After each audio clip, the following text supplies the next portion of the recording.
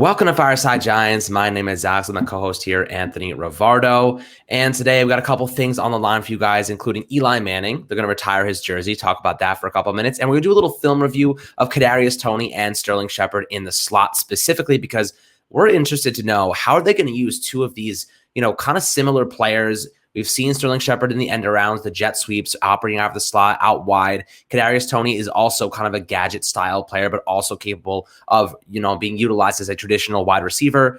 And I think that both of them together can have a phenomenal seasons side by side in those two wide receiver sets or two receiver sets, and getting really creative with how you utilize two players who get open very efficiently and can take advantage of mismatches and whatnot, and really expose some defensive lapses to really help this offense succeed moving forward. Because for the most part, I really do love what this offense is capable of accomplishing next year, with Kenny Golladay, with the return of Saquon Barkley, with so many different guys taking hold in this team. We should expect a lot better. And I think we deserve better after all the crap we've been through the last couple of seasons. But before we dive into Sterling Shepard and Kadarius Toney and what they might do with this team, Anthony, how are you doing today? And what are you thinking about Eli Manning's retirement, his jersey rather? Yeah, I'm excited for the Eli Manning retirement party is basically what it's going to be on September 26th, our Week 3 home matchup with the Atlanta Falcons. I think that was the perfect date for the Giants to select. Of course, I'm really excited by the whole Eli Manning announcement in general. He's getting inducted in the Ring of Honor as he should. He's getting his jersey retired as he should. And now he's also back in the organization in a business operations and fan engagement role. If you read the description of it, he's going to be in the stadium every single week cheering on the team with the fans, which I think is super exciting. Basically, our mascot is Eli Manning, and I think that's pretty cool. And I'm excited for that Week 3 game. I'm going to be flying up to New York to go see it. I made it a point. I made the promise to myself that when Eli gets his jersey retired, I will be there to see it. So I'm going to make sure that I fly up and go see it. And I can't wait for that because it's going to be a packed stadium in the middle of September. Beautiful weather. And it's against a winnable opponent, which I think is really important. Plus, there's some pretty good historical connections between Eli Manning's career and the Atlanta Falcons.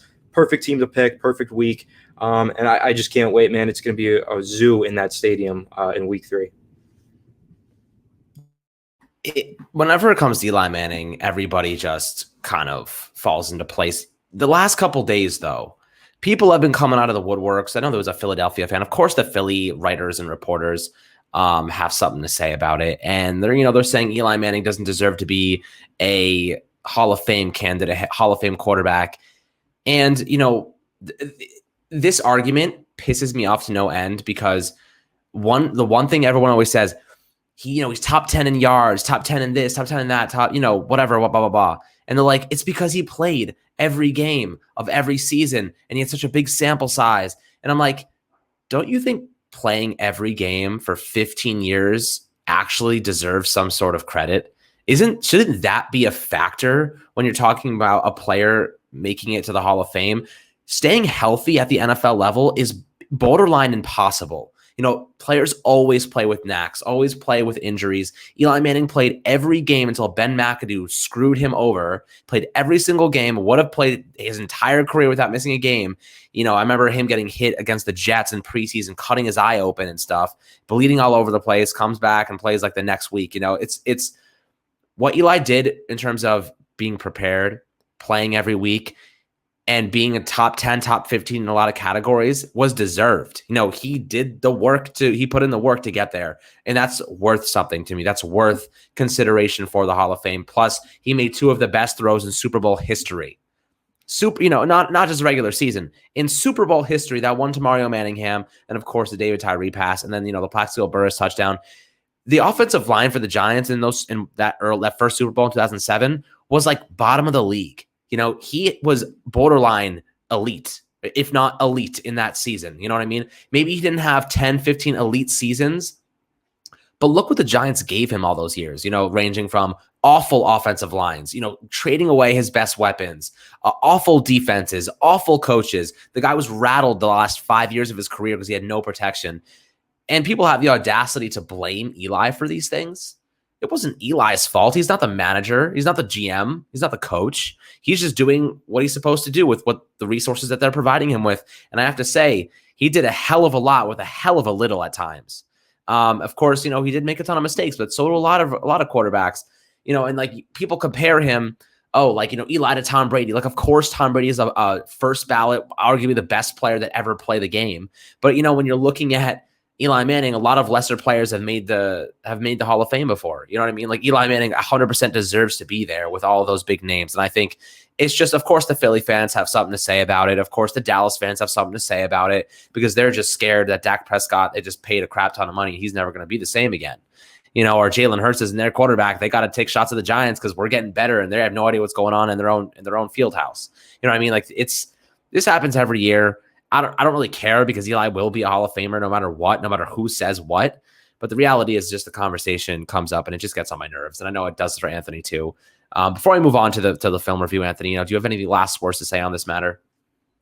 Yeah, I think one of the main things that stuck out to me when I think his name was Marcus something. I don't remember his name. He was that Cowboys fan that really started this whole, crapping on Eli parade when, trying to rain on Eli's parade when Eli absolutely doesn't care. He will be a Hall of Famer and everything. The main thing that stuck out to me is he called him the most overrated quarterback in NFL history. I believe that the general consensus from most Giants fans and NFL fans is that Eli was an average quarterback for the majority of his career, but he had a run from 2007 to 2012 where he was really good, or 2011, because the 2012 season wasn't as good, but the 2011 season to the 2012 Super Bowl was really good. That little span right there was high quarterback play, and he had 1 or 2 seasons where he was a top 10 quarterback in the league. No one really argues that he was a top 10 quarterback throughout his career or that he was some elite quarterback week in and week out. He wasn't. He was mostly average to slightly above, but what he did have, as Alex mentioned, was the durability to be on the field and give the Giants continuity week to week at the quarterback position. When you're average and injured, you're easy to replace. When you're average, but you're playing at that average level and you're there every single week and the team knows what they're getting from the most important position in the game, you have an elite trait in that durability factor. And then, of course, he did have those elite Super Bowl runs and seasons. That 2011 season is one of the best quarterback seasons that has ever been played in terms of coming from behind in the fourth quarter. He had like 7 comebacks that season or 9 or some stupid, ridiculous number. It was amazing. It was one of the best quarterback seasons of all time. And for that alone, for those 2 Super Bowl rings alone, Eli Manning will be a Hall of Famer, and it's justified. And I don't think he's overrated because I think most fans agree he was average for the majority of his career, but he had a run where he was really good, and that's all he needed, and that's all that most quarterbacks need when they do have a good team around them. So unfortunately, he didn't have a good team around him for the majority of his career. Had he had that, I think he could have won 3 and been 3 live, but that's in an alternate reality. Maybe he'll get a 3rd ring now as a business operations person with the Giants, and we can finally call him 3 live sometime in the future. That would be pretty exciting. But anyway, yeah, you guys know how I feel. Eli Manning's a first ballot Hall of Famer in my eyes, and nothing's going to change that. Nothing should change that, my friend. But let's head over to Kadarius Toney and Sterling Shepard and take a look at this offense, a more positive spin, and what they are capable of accomplishing. Because these 2 players, very dynamic in their own ways, very good at specific things, and adding more talent to this offense was a necessity for the team this year.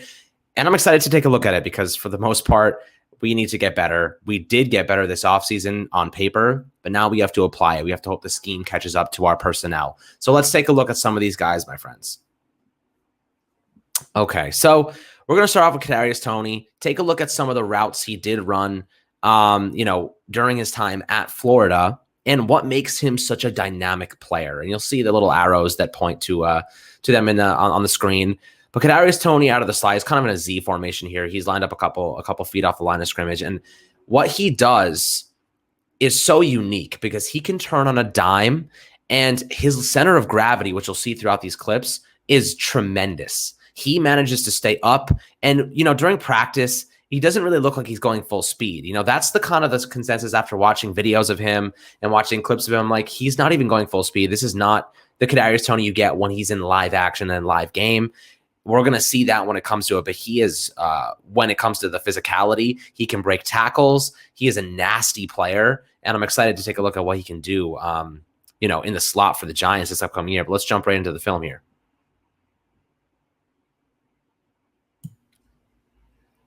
So the one thing I love about him is you can use him in these wide receiver screens. The Giants didn't do enough of that last year. Just the ability to break tackles is tremendous from a guy like Kadarius Toney. But last year we had Golden Tate and Sterling Shepard. Sterling Shepard missed a couple games. Golden Tate was washed. We did not trust them to be able to get open in space. A lot of teams were playing close to the line of scrimmage. They had pretty much instant pressure on Daniel Jones. The Giants didn't have enough time to run a lot of screens, didn't have a lot of time to let the receivers get open, and the blocking was just insufficient for the most part. So when you have a guy like Kadarius Toney and he does things like this, you don't even need to have great blocking when he can break tackles at such an insane level. 35% missed tackle rate that he forced last year, the highest of any rookie wide receiver. I mean, just look at this. He just bounces off tackles. Like, it doesn't even make sense. Like right here, there's 4 guys around him. He looks like he is down right here. I mean, he is tackled for the most part. I don't even see him anymore. He's so overwhelmed by defenders. And he just somehow bounces out of this. Low center of gravity, great strength from his lower body, bounces out of this. And all the defenders are just watching him. Look, they're all on their knees. Look how many defenders are around him on their knees. You have 1, 2, 3, maybe 4 in the middle there, 5 on the outside. 2 guys are up, and they're like, there's no way. There's no way. When you have a player, as Dave Gettleman would say, a touchdown maker, it changes the complex of your offense because he can take a ball to the house. He can make something out of nothing. And that is when you have a great player. That is when that's like the Tyreek Hill kind of factor. You never know when a guy like Tyreek Hill or Kadarius Toney or whoever it might be is going to do something crazy like this and score points. Points on the board is what we need. That is all. Points on the board. I don't care. It doesn't matter if he makes a great play and he falls at the 10. Giants can't get the ball in. They kick a field goal. We need 6 points. No more field goals. 6 points, touchdowns. That is what Kadarius Toney provides in situations like this. Yeah, I think my key takeaway from this play, the Giants didn't run a lot of screen passes last year. They definitely didn't run enough of them. I feel like they barely ever ran them. Screen passes are great because you are going to be pressured on a screen pass, but that's kind of the point. You're getting lead blockers out in front, and it's a really good way to alleviate pressure rather than going into a true passing set where you're dropping back 5 steps and you're having edge rushers basically just attack your offensive tackles. You just have no pass rush or no pass rush protection, and you just throw the ball to someone behind the line of scrimmage and let them go. Granted, the Giants didn't have anyone that could do what Kadarius Toney does in the screen game last year. Golden Tate, as Alex mentioned, he was pretty washed. He wasn't going to be able to do that. Sterling Shepard, I don't really trust him too much on the screen passes either. That's really not his game. He's more of an efficient over-the-middle guy. But Kadarius Toney's tackle-breaking ability is insane. It's almost on the Saquon Barkley level with how frequently he sheds tackles and how jaw-dropping his forced missed tackles are, like on this play. This is one of the craziest plays that I saw from any wide receiver in this past draft class. And of course, I do love the contact balance. I love the vision. I love just the ability to fight and refuse to go down here. His quickness laterally, that agility is insane. How quickly he spun off that tackle, bounced off, and just made it to the end zone. Kadarius Toney's special. This is an elite trait. He is a player that could be elite in the NFL for plays like this. And I think this is going to open up a whole new element to the Giants game in terms of throwing more screen passes this next year. They didn't have the personnel to do it last season, but now with Kadarius Toney on the roster, expect to see a lot more screen passes and expect to see Kadarius Toney take a couple of them to the house if he gets the opportunity. Yeah, I mean, that's spot on. You really just expecting him to make plays for this offense and bring another element, like you mentioned, as not only a gadget player. And people seem to think that, if you call a guy a gadget player, he's only used on jet sweeps, let's get something straight. He's able to be deployed as a gadget player, but he's not only a gadget player. He's also a slot receiver. He can also feature in the Z. And if you really want to push him outside, you probably could get something out of him. I think he's better closer to the line of scrimmage where he can really operate in the middle of the field because he needs space. Kadarius Toney is a receiver who needs space around him so he can see the field and then react. He needs a reactionary yards after catch type of player. So you need to give him space in the middle of the field. And I think the Giants are going to clear a lot of guys out with play action. They're going to push receivers downfield to create bubbles in the middle of the field where Sterling Shepard and Kadarius Toney can really operate. So here, let's see what we got going on. A little gadget motion here, little jet sweep. And again, just tremendous lower center of gravity. I mean, he gets caught here, but this should have been stopped for a 5-yard gain. But it was a 50-yard gain. That's what you get when you get Kadarius Toney. You're not getting a player who's going to go down on this jet sweep. He's running right. He cuts through the C gap right there. He gets met in the hole, and he fights, man. He's a fighter. He's a survivor. The guy does not go down. He uses that strength. A lot of players will just go down and not even think about it. They'll just take the yards that are being given. But Kadarius Toney wants to take it to the house. He wants to make something happen. He wants to produce. He wants to get those yards. He wants to get those points on by his name. And he's like, I'm taking this out to the house, man. If they're not going to take me down, no one's expecting me to break this tackle. Defense is being lackadaisical. Take advantage of it every single time. Yeah, and again, the tackle breaking ability, the contact balance there. He gets hit, he goes right through it, puts his hand in the dirt, gets right back up and goes. Crazy contact balance and excellent vision as well. While stumbling, sees that a defender's crossing his face and kind of starts to stumble and crawl the other way before popping back up and gaining all this extra yardage. Another crazy play, but one of my takeaways here, Alex did mention that Kadarius Toney is a gadget player, but he's a lot more than that. I'd call him a gadget plus because he is a good receiver, as we're going to get into in just a second. But on these last two plays, you saw how deadly he can be playing that gadget role, doing the screens, doing the jet sweeps. But what I like about that last play, the jet sweep play, is the Giants ran a lot of jet sweeps last year. We saw Sterling Shepard take plenty of jet sweeps, and we even saw Evan Engram take plenty of jet sweeps. So now the Giants have someone who's a true deadly weapon on those jet sweeps or those end arounds, and I think that's where it's really exciting with Kadarius Toney being that gadget guy. He can take those jet sweeps now. He can take those end arounds and really be a true force with them.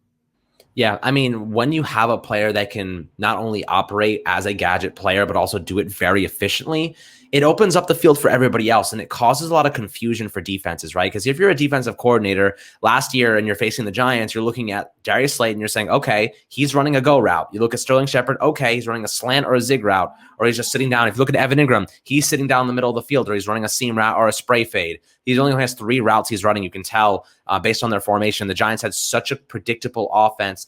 But when you add a player like Kadarius Toney, it adds that element that you need to really expose defenses and create confusion, because that's kind of what the Kansas City Chiefs do. You never know what they're going to do. Somehow Tyreek Hill, being the fastest guy in the NFL, ends up wide open downfield and nobody knows how. When everybody knows he's running a go route, that's what confusion does.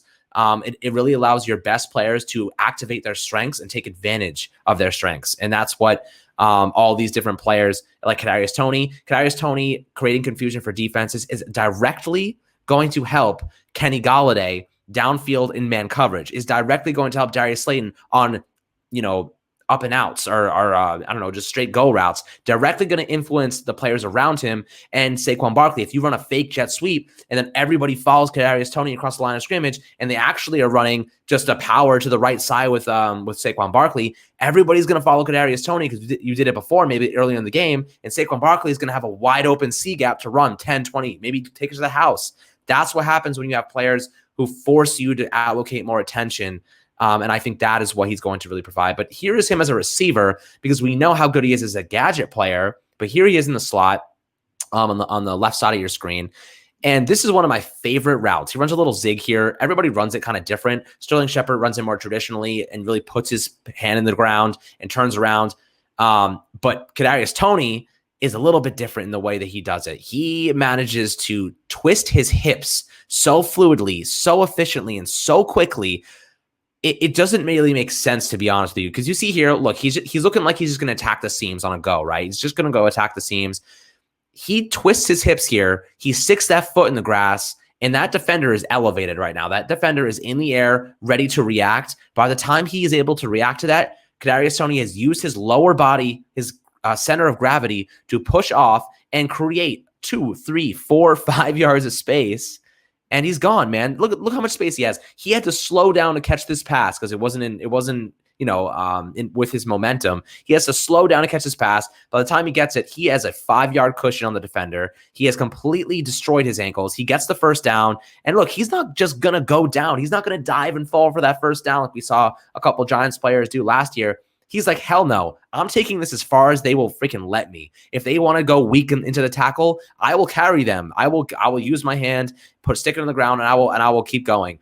But he gets, he takes 2 guys to take him down here, as we know, very shifty in the open field, an unbelievable route concept, and he does it very uniquely. This is a basic route in the NFL, but the way he does it is what creates so much separation and really, really excites me for him, this upcoming year. Yeah, this is my favorite play by Kadarius Toney that I watched when studying his film, because this is really good route running ability, and it proves that there is more that meets the eye with Kadarius Toney initially, because initially you watch him and you think, oh, gadget player, after the catch guy, whatever, super fast, speedy tackle breaker. That's what a lot of people think Kadarius Toney is. But then you watch a play like this and you're like, oh, okay, maybe there's something a little bit more there in terms of route running and being a more complete wide receiver. And he is a more complete wide receiver than people give him credit for because he does run really good routes like this. Is this the traditional proper way to run a route? Like, is this good technique? No, it does look like, and another analyst made this comparison, and I really liked it. It does look like he's playing basketball and he's doing dribble moves. The way he just kind of runs out there, nothing like clean, and he just pivots and turns. First of all, the way he flips his hips is insane. It's super fluid, and he has tons of explosion and burst coming out of the break. But really, the way that he is able to manipulate that corner, make it look like he's running the seam, as Alex mentioned. Usually, you want to look like you're running an out, but he almost makes it look like he's running the seam there, attacking vertically, and then pivots so hard that he's going across the field horizontally. It's an incredible route, and he does run routes like he's playing basketball and doing dribble moves, but that's not necessarily a bad thing. It just means there's some room for improvement, for refinement, where the coaching is going to be there in the NFL level, and he's going to become a much better, more complete receiver. But he already does have a pretty solid baseline of route running just because of his quick twitch ability and his kind of high football IQ in terms of the way he runs these routes. I don't necessarily mind the fact that he plays like a basketball player. I think it's exciting, and I think it's something that can keep defenders guessing and keep them off balance. So I think, people don't give Kadarius Toney enough credit for being a good route runner. I think that he is a really underrated good route runner because of plays like this. Maybe not vertically. There's a couple vertical plays on his film. Most of them are underneath routes like this. But this is a really impressive route, and people need to take notice of this because that's the thing that's going to translate probably most successfully to the NFL level is the fact that he is a very good intermediate to short route runner, and I think a lot of fans don't really realize that. So take a note of plays like this and other plays that you might see of Kadarius Toney running routes underneath because he's pretty damn good at it, and I think he will continue to be at the next level. Yeah, and I think that's kind of how the Giants look at it too. They look at it as if, they got Kenny Galladay, a deep threat. They have Darius Slayton, a deep threat. John Ross, a deep threat. Evan Ingram, a deep threat. They needed some more short yardage guys. Sterling Shepard, Kadarius Toney are those guys. So I'm very excited. And, like I said before, he never goes down. The guy is always fighting. I stopped it right here on purpose because I wanted you to see if that second defender isn't trailing behind him, he's not going down. You know what I mean? Like, watch right here. He's ready to spin, and he has that arm ready to stick in the ground and keep going. But that other defender just catches him off guard. But I'm telling you, man, this guy, he's not going down easily. He's fighting every single yard. He's sticking his hand in the ground. He's going to try to keep going there. That's what I love about him so much. He's not just going down for the hell of it. He's trying to grind out every single yard he can possibly manage. Let's check out what he's up to here. Another little, see, like that's the creativity we need around the end. And he gets a touchdown here, jumps in. Beautiful. Yeah, just a little kind of jet sweeps. You see his really good ball carrier vision. You see that he just has a lot of quick twitch ability to get around the edge really fast. And it's something the Giants like to do. So I want to throw that play in there because I think it's important to show that his fit in Jason Garrett's play calling system. He's also very quick to get around the edge too, which I like. He can do a lot of things very well, but behind the line of scrimmage, he's a former quarterback. He runs like a running back. Dave Gettleman said he kind of is like, that's a freaking ridiculous route. Oh my God. That's a basketball crossover. That honestly, looks like Allen Iverson right there. That one caught me off guard. Holy hell. He just snapped the hell out of that guy's ankles. That's when really good intermediate route running can turn into vertical route running, because that's an intermediate fake, and then he just goes vertical with it. It's like a double move. Basically, he's faking the quick out, and then he just takes it right up the seam.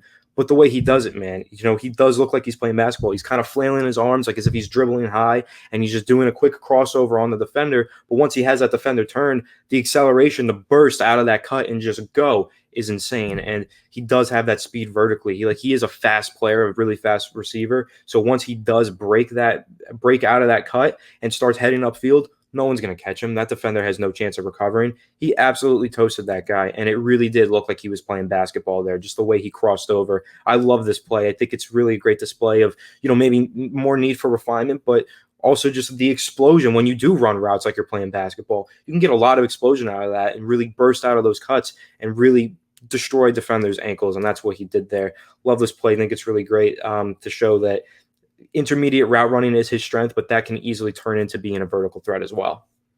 Yeah, I mean, and what does this say to me? What do the Giants need to be doing this upcoming season, Anthony?